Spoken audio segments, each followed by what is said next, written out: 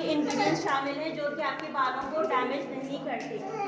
अक्सर रिमॉर्निंग होती है, मिस हैंडलिंग हो जाती है, कुछ होता है तो क्या होता है, बाल डैमेज हो जाता है, ख़राब होता है। लेकिन गोल्ड प्लस का जब आप प्रोडक्ट यूज़ करेंगी तो आप बिल्कुल बेफिक्र होकर ईजिली यूज़ कर सकती हैं किसी भी तरह के बालों पर, चाहे वो वर्जन हेयर हो चाहे वो ट्रीटेड हेयर हो। ठीक है, समझ में आ रही है सबको मेरी बात? yes. कोई क्वेश्चन आपको करना हो तो आप लोग कर सकती हैं, पूछ सकती हैं। अब रिबॉन्डिंग का मकसद क्या है? रिबॉन्ड हम किसे कहते हैं? रिबॉन्ड यानी हमारे बालों के नेचुरल टेक्सचर को चेंज करके एक अलग शेप देना। यानी अगर कर्ली बाल है, वेवी हेयर है हमारा, तो उसे हम क्या करते हैं, रिबॉन्ड करते हैं, उसके बॉन्ड को ब्रेक करके एक नया शेप देते हैं, उसे हम कहते हैं रिबॉन्ड कट। ठीक है, अब रिबॉन्ड मतलब किस तरह से हम शेप देंगे? जब तक हम अपने बालों का बॉन्ड ब्रेक नहीं करते हम अपने बालों को स्ट्रेटनिंग लुक नहीं दे सकते। तो रिबॉन्डिंग क्रीम बेसिकली क्या काम करती है, हमारे हेयर्स के बॉन्ड्स को ब्रेक करती है ताकि हम उसे अपने हीट के ज़रिए, आयरन के ज़रिए जो भी हम उसे शेप दें तो उस पर रह सके, यानी दोबारा से अपनी शेप में वापस ना आए।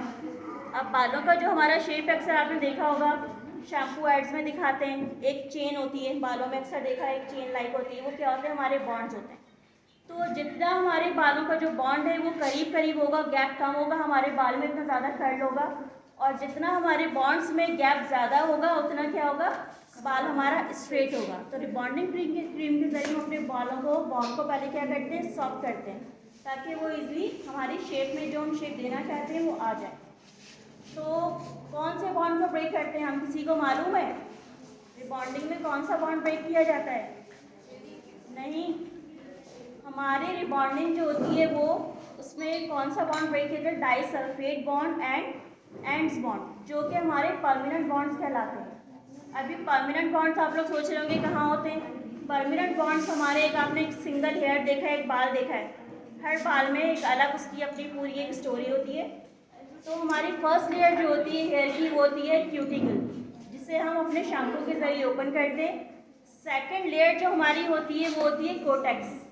अब जितने भी हमारे बालों में पिगमेंट्स हैं, बॉन्ड हैं, कलर है, ये सब कहाँ होता है, हमारी सेकेंड लेयर में, कोटेक्स में। तो हम फर्स्ट स्टेप हमारा क्या होता है, शैम्पू। शैम्पू हम किस लिए करते हैं, ताकि हमारे बाल अगर किसी में ऑयल लगा हुआ है या काफ़ी दिनों से वॉश नहीं है तो धूल मिट्टी ऑयलिंग जो भी है वो अच्छे से साफ़ हो और हमारी वर्किंग बिल्कुल प्रॉपर 100%। ठीक है, तो फर्स्ट स्टेप हमारा क्या था, शैम्पू। मैंने इनको वॉश करवा दिया पहले ही टाइम की मैनेज करने के लिए। तो अगर आपके पास वर्जन हेयर आ रहा है तो आप 100% शैम्पू के बाद बालों को ड्राई करिए। अगर यही बाल मेरे पास आता कलर्ड हेयर होता जिसमें हाईलाइट्स होती है, ऑलरेडी कोई ट्रीटमेंट हुआ हुआ होता, तो उसको मैं 80% ड्राई करती, 20% मैं उसमें मॉइस्चर रखती। ठीक है, थोड़ी सी नमी हमें रखनी पड़ती है कलर रेडेड हेयर में। अब वर्जन हेयर है तो हमने इसको 100% ड्राई किया। अब इसके बाद सेकंड स्टेप हमारा क्या है, रिबॉन्डिंग क्रीम की एप्लीकेशन। तो वो मैं आपके सामने करूँगी, आप देखिएगा कि किस तरह से हमारी क्रीम की एप्लीकेशन होगी। ठीक है, समझ में आ रहा है सबको? ओके।